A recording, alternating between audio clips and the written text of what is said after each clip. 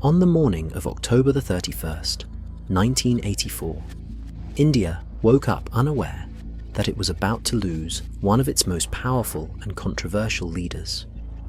By noon, the Prime Minister was gone, shot by those entrusted with her protection. The assassination of Indira Gandhi wasn't just a political killing. It was the trigger for a national tragedy that would scar the soul of India for years. But first, let's rewind. Indira Gandhi, daughter of India's first Prime Minister, Jawaharlal Nehru, grew up in the heart of India's independence movement. In 1966, she became India's first, and so far only, female Prime Minister. Fierce, intelligent, and uncompromising, she ruled with a strong hand for nearly 2 decades. Under her leadership, India achieved military victories, food self-sufficiency, and global influence. But her tenure was also marked by controversy. The emergency she declared in 1975 remains one of the darkest chapters in India's democracy. But despite backlash, she returned to power in 1980, determined to govern on her terms. In the early 1980s, trouble was brewing in Punjab. A Sikh preacher named Jarnail Singh Phindranwale had grown into a militant leader, advocating for Sikh rights and greater autonomy. His demands became increasingly radical. By 1984, he had turned the Golden Temple in Amritsar, the holiest shrine in Sikhism, into a fortress. Indira Gandhi faced a terrible choice: tolerate a growing armed insurgency, or take it down, even if it meant desecrating a sacred site. In June 1984, she ordered Operation Blue Star, a military assault on the Golden Temple, to flush out Phindranwale and his followers. The operation was successful in its objective, but devastating in consequence. Hundreds were killed.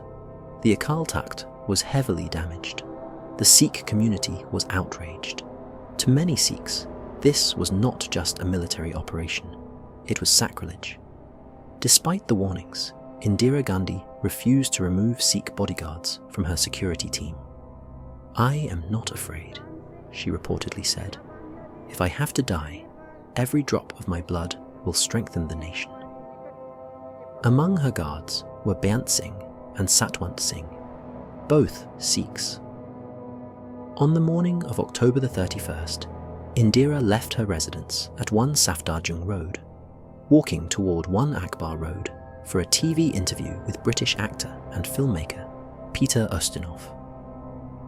At approximately 9:20 a.m, as she passed through the gate, Beyant Singh drew his revolver and fired 3 rounds into her abdomen. Satwant Singh followed with 22 rounds from his stun gun. Indira Gandhi collapsed. Bent and Satwant surrendered immediately. Bent was killed shortly after during interrogation. Satwant was arrested and later executed. Indira Gandhi was rushed to AIIMS.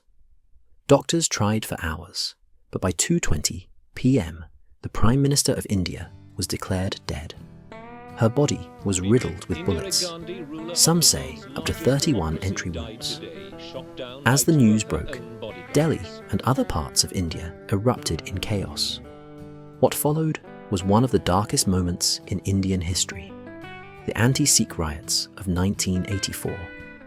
Thousands of Sikhs were killed in Delhi alone. Mobs attacked homes, businesses, and gurudwaras. Many allege that political leaders incited the violence. Justice has been slow and incomplete.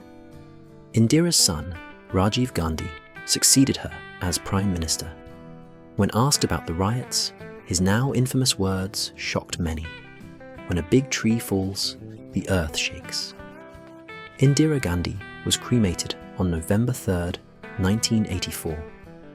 Her death marked the end of an era, but it also left a legacy of questions, pain, and lessons.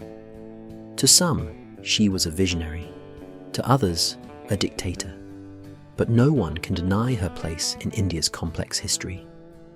Her assassination changed the course of Indian politics, widened religious divides, and reminded the nation of the heavy price of power.